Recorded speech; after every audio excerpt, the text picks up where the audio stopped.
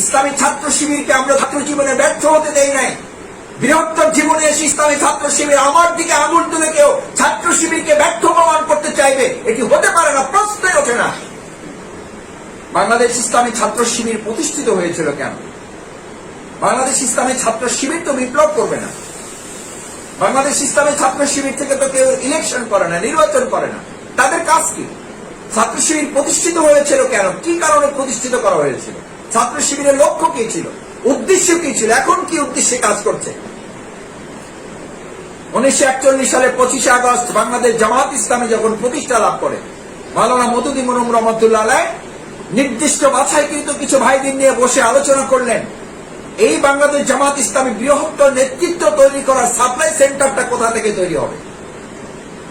এখন থেকে 10 বছর পর, 20 বছর পর, 40 বছর, 50 বছর পর এই আন্দোলনের নেতৃত্বটা সাপ্লাই কোথা থেকে হবে? সাপ্লাই সেন্টারটা কি হবে? তখন সবাই আলোচনা করে সিদ্ধান্ত নিলেন সাপ্লাই সেন্টারটা তো হলো ছাত্র সংগঠন, সেখান থেকে নেতৃত্ব তৈরি হবে। এই চিন্তা করে প্রতিষ্ঠান কেন্দ্রিক একটা সংগঠনের প্রয়োজনীয়তা উপলব্ধি করা হলো এবং বাংলাদেশ জামাত ইসলামের তৎকালীন লোকেরা দীর্ঘ আলোচনা করে বাংলাদেশ ইসলামী ছাত্র সংঘ নামে একটি ছাত্র সংগঠন বাংলাদেশ জামাত ইসলামীর নেতৃত্ব পূরণের সাপ্লাই সেন্টার হিসেবে ইসলামী ছাত্র সংঘ প্রতিষ্ঠিত করেছে। বিষয়টি যদি পরিষ্কার হয়ে থাকে তাহলে আমি আপনাদের কাছে বিনয়ের সাথে অনুরোধ করতে চাই, ছাত্র শিবির থেকে আসা ভাইয়েরা, ছাত্র সংঘ থেকে আসা সেই সময়ের ভাইয়েরা, আমরা তো শুধু কর্মী সাপ্লাই দেওয়ার জন্য আমাদেরকে তৈরি করা হয় নাই। কর্মপদ্ধতি তো আমাদের নামই দেওয়া হয়েছিল আমরা অভিজ্ঞ চিকিৎসকের ভূমিকা পালন করব।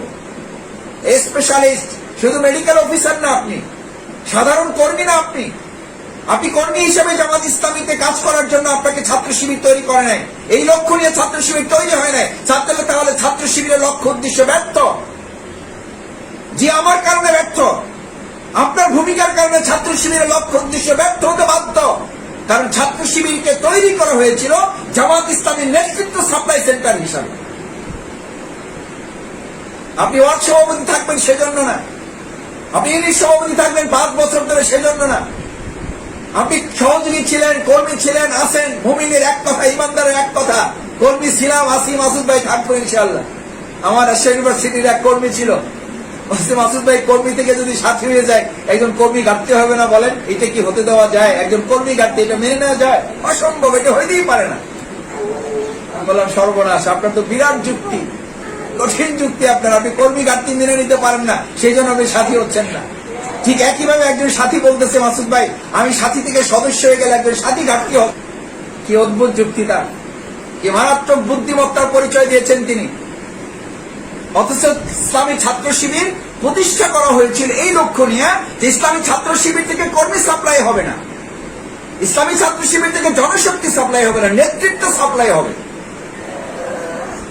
তাহলে বলবেন যে সবাই থানা আমির হবে, সবাই মহানগরী আমির সেক্রেটারি হবে না, কিন্তু সবাই এমন ভাবে প্রস্তুত থাকবে যে ইউনিট সভাপতি থাকবে, কিন্তু তিনি এরকম থাকবেন, তিনি চূড়ান্ত শপথের অধিকারী থাকবেন, জীবন এবং সম্পদের চূড়ান্ত বাজি রেখে তিনি ইসলামী আন্দোলনের ভূমিকা রাখার প্রস্তুত থাকবেন, যে কোনো সময় চাইলে যেন তাকে থানা আমিরের দায়িত্ব দেওয়া যায়। এটি মারাত্মক আরেকটি আত্মঘাতী কথা। আমি প্রতিষ্ঠিত হয়ে দিন প্রতিষ্ঠা করব, এটা রীতিমতো ইসলামী আন্দোলন আল্লাহর দ্বীনের প্রতি কিছুটা অবজ্ঞা প্রদর্শন করা শামিল। অথচ এই কথাটা কিন্তু আমরা হরহামেশা বলে বেড়াই, প্রায় বলে থাকি, মাসুদ ভাই, বাড়ি ভাই, সোহেল ভাই, হেলাল ভাই, বুলবুল ভাই, আমাকে একটু প্রতিষ্ঠিত হতে দেন। আপনি প্রতিষ্ঠিত হয়ে ইসলাম প্রতিষ্ঠা করবেন, ইসলাম আপনার কাছে এত ঠেকা পড়ে নাই। মাস্টার্স পাস করেছি কিছু করে চাকরি করে খাওয়ার জন্য না, পিএইচডি ডিগ্রি করেছি এটার জন্য না যে মানুষ আমাকে সম্মান দিবে, এটা করেছি ইসলামী আন্দোলনের জন্য। কেউ যেন আমাকে কটাক্ষ করতে না পারে, আমাকে যেন হ্যাঁ প্রতিপন্ন করতে না পারে, আমাকে যেন ছোট করতে না পারে, দিন প্রতিষ্ঠার কাজ যেন মাথা উঁচু করে করতে পারে, বাতিলের মোকাবেলার জন্য আমাকে কেউ বুদ্ধিভিত্তিক কাজে যেন আমাকে হারিয়ে দিতে না পারে। আমি প্রতিষ্ঠিত হয়ে দিন প্রতিষ্ঠা করবো, আপনার কাছে ইসলামে এত টাকা পড়ে নাই।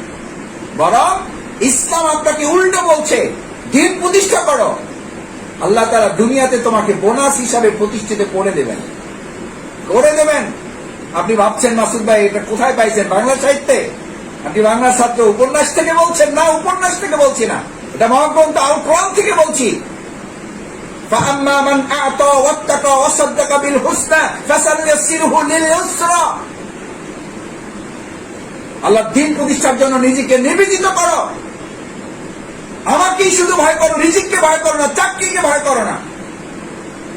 ওয়াসাদ্দাকা বিল হুসনা, আর আমার এই নীতিমালাকে যথার্থভাবে বিশ্বাস করো, এটাকে ধারণ করো।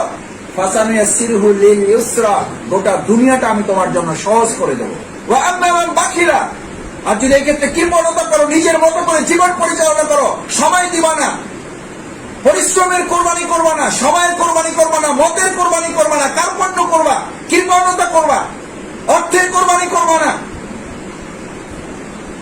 বাস্তাক না, এটা তোমার বাড়াবাড়ি, এটা তোমার সীমালঙ্ঘন, এটা তোমার লাগামহীনতা। ওয়াকাজ্জাবা বিল হুসনা, এবং আমার নীতিমালাকে রীতিমতো অস্বীকার করা, আর তার পরিণতি হচ্ছে ফাসানুয়াসসিরুহু লিল উসরা, গোটা জীবনটা আমি তোমার জন্য কঠিন থেকে আরো কঠিন করে দেব। যে ব্যস্ততার মধ্যে এই ব্যস্ততা আরো তোমাকে গভীরে তলিয়ে দেব, ব্যস্ততার গভীরে তুমি হাবুডুবু খেতে বাধ্য থাকবে, ব্যস্ততা থেকে তুমি আর সেখান থেকে বেরোতে পারবে না। আত্মপ্রতিষ্ঠা করে দিন প্রতিষ্ঠা নয়, বরং দিন প্রতিষ্ঠা করে আপনি আপনার জীবন প্রতিষ্ঠার জন্য আল্লাহর সাহায্য পাওয়ার উপযুক্ত হওয়া। আপনি প্রতিষ্ঠিত হয়ে দিন প্রতিষ্ঠার সময় আপনার জীবনে কোনো কালে আসে নাই, আসবে না, আসতে পারে না, অসম্ভব। সেজন্য স্লোগানটা চেঞ্জ করতে হবে আমাদের। আপনি প্রতিষ্ঠিত হয়ে দিন প্রতিষ্ঠা নয়, বরং দিন প্রতিষ্ঠা করতে করতে আপনি প্রতিষ্ঠিত হওয়ার চেষ্টা করলে আল্লাহ তাআলা বরকত দিবেন, আপনার জন্য সহজ করে দেবেন, না হলে আরো জীবনটা কঠিন থেকে কঠিনতর করে দেবেন, ব্যস্ততা দিয়ে দুই হাত পরিপূর্ণ করে দেবেন, অভাব জীবনে দূর হবে না। হাদিসে কুদসির বর্ণনা, ইয়া বানি আদম, আমি বনি আদমকে সৃষ্টি করে তার সাথে ব্যস্ততাও দিয়েছি, এই ব্যস্ততা থেকে মুক্ত হয়ে যে দিন কায়েমের আন্দোলনে নিজেকে শামিল করবে, আমি তাকে দুটো পুরস্কার দেব। প্রথম, নাম্বার 1, তার হৃদয়টা অন্তরটা প্রশান্তি দিয়ে ভরে দেব। 2, আমি 2 নম্বর তাকে পুরস্কারটা দেব, অভাব তার ধারে কাছেও ঘেঁষতে পারবে না, অভাব তার ধারে কাছেও ঘেঁষতে পারবে না, অন্তরটা প্রশান্তি দিয়ে ভরে দেব। আর কি চান? গোটা পৃথিবী তো প্রশান্তির জন্য ছুটে বেড়াচ্ছে, প্রতিযোগিতা করছে, কম্পিটিশনে ব্যস্ত, আপনি আমি পাগল পারা প্রশান্তির জন্য একটু, আর আল্লাহ তাআলা সেটা দিয়ে দেবেন যদি ব্যস্ততা নামক এই জায়গা থেকে আপনি সরে গিয়ে আল্লাহর দ্বীন প্রতিষ্ঠার কাজে নিজেকে আত্মনিয়োগ করতে পারেন। আর যদি তা না করি আমি, আল্লাহ তাআলা এবার বলেন তাকে দুটো শাস্তি দেব, একটা পুরস্কার আর একটা তিরস্কার। পুরস্কারটা হচ্ছে তার অন্তরটা প্রশান্তিতে ভরে দেবেন, আর তার জীবনে অভাব ধারে কাছে ঘেঁষতে পারবে না। আর তিরস্কারটা হচ্ছে যদি সে এই ব্যস্ততা থেকে মুক্তি নিয়ে আমার দিন কায়েমের আন্দোলনে নিজেকে শামিল না করে, তাহলে আমি প্রথম তার 2 হাত ব্যস্ততায় পরিপূর্ণ করে দেব, ব্যস্ততা আরো বাড়িয়ে দেব, ব্যস্ততায় হাবুডুবু খেয়ে তলিয়ে যাবে, সে হারিয়ে যাবে দুনিয়ার ভিতরে, সে না দিন পাবে না দুনিয়া পাবে, আর কোনো কালেই তার অভাব দূর হবে না, কোনো কালেই তার অভাব দূর হবে না। আমার সম্মানিত ভাইয়েরা, আল্লাহ তাআলার এই সমস্ত নীতিমালাকে আপনি আমি হয়তো বলবেন, মাসুদ ভাই আমরা কি এগুলো চ্যালেঞ্জ করছি, আমরা তো এগুলো মানি, বিশ্বাস করি। সেই জন্য আসুন আমরা এই কথাটুকু বলতে চাই যে ব্যস্ততার দোহাই দিয়ে, কোন অজুহাত দিয়ে, নামাজ থেকে তো কোন ইমামের কাছ থেকে আপনি ছুটি চান না, ব্যস্ততার কথা বলে কোন ইমাম সাহেবকে ফোন দিয়েছেন, হুজুর আজকে ব্যস্ততার কারণে জুমার নামাজে আসতে পারবো না, ছুটি চাই। পৃথিবীর এরকম কোন বাহাদুর ইমাম আছে যে আপনাকে ছুটি দিতে পারে নামাজ থেকে? পৃথিবীর এমন কোন বোকা মুসল্লি পেয়েছেন দুনিয়ার ব্যস্ততার জন্য কোন ইমামের কাছ থেকে ছুটি নেয়? কিন্তু আমাদের এরকম বোকা ইসলামী আন্দোলনের লোক আমরা খুঁজে পাই, দায়িত্বশীলের কাছ থেকে 6 মাসের ছুটি নিয়েছে, আপাতত আমাকে কোনো কাজ টাজ দেন না, আমি 6 মাসে একটু আমি কাজ গুছাইয়া তারপর ইসলামী আন্দোলনে কাজ করতে চাই। কত বড় দুঃসাহস আপনার! ওই 6 মাসে আপনি বেঁচে থাকবেন, তার কি নিশ্চয়তা আপনার কাছে আছে? কি নিশ্চয়তা আছে আপনার কাছে? হাত্তা জুরতুমুল মাকাবির, কবর পর্যন্ত চলে যাবেন, ব্যস্ততা নামক এই কাজ থেকে আপনি বাঁচতে পারবেন না। সেই জন্য ছাত্র শিবিরের ইসলামী আন্দোলনের আমার প্রাণপ্রিয় ভাইয়েরা, যারা এই কাজ করে অভিজ্ঞতা অর্জন করেছেন, ইসলামী আন্দোলনের একটি রাষ্ট্র বিনির্মাণের স্বপ্ন দেখতেন, সেই স্বপ্ন বাস্তবায়নের মূল জায়গায় আপনি এসে দাঁড়িয়েছেন। বাংলাদেশ জামাত ইসলামী বৃহত্তর আন্দোলনে নেতৃত্ব সাপ্লাইয়ের মূল সেন্টারে আপনি আজকে শপথ নেবেন। যে শপথ আপনার ছিল সেটা একটু পুনর্মূল্যায়ন করবেন, একটু নবায়ন করবেন, এটাকে একটু রেনিউ করবেন। শুধু আপনার তো সাথী শপথ ছিল, সদস্য শপথ ছিল, আপনার তেলাওয়াত ঠিক করা আছে, সিলেবাস পড়ানো আছে, আপনি সময় দিতে জানেন, দাওয়াতি কাজ করতে জানেন, অভিজ্ঞ মানুষ, নিষ্ক্রিয়কে সক্রিয় করতে জানেন, সক্রিয়কে আরো সক্রিয় করার কৌশল আপনার জানা আছে।